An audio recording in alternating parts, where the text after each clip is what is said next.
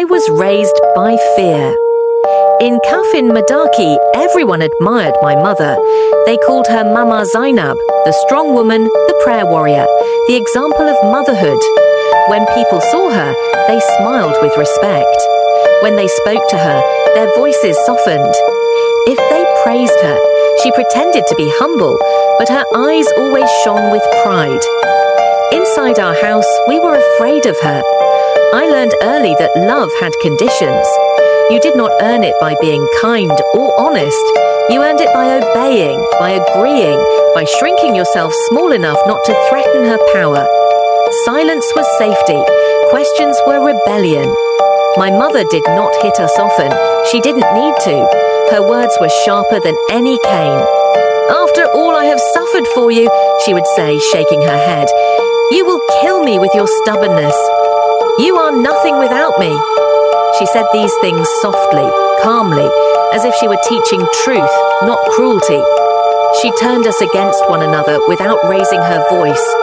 One day my younger brother was her favorite. The next, he was a disgrace.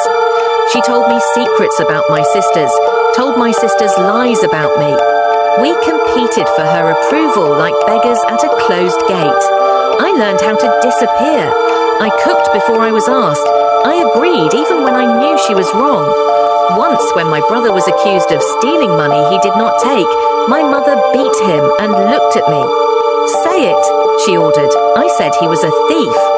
That night, I cried quietly into my pillow and hated myself more than I hated her. I left home at 18. People said I married too early. They did not know I married to breathe. At my wedding, my mother cried louder than anyone. She told the guests how I had abandoned her, how children nowadays had no patience. They shook their heads at me. I bowed in shame, even as I escaped. Marriage taught me something dangerous. Peace existed. In my husband's house, mistakes did not come with insults. Silence was not punishment. When I had my daughter, fear grabbed me by the throat. I watched myself closely, afraid I would become my mother without knowing it. That was when I understood something painful. What I survived was not discipline, it was control. When my mother fell sick, I returned. She looked smaller, but her eyes were still the same, measuring, accusing. She greeted me with cold words, then began reminding everyone how ungrateful I was. Relatives nodded.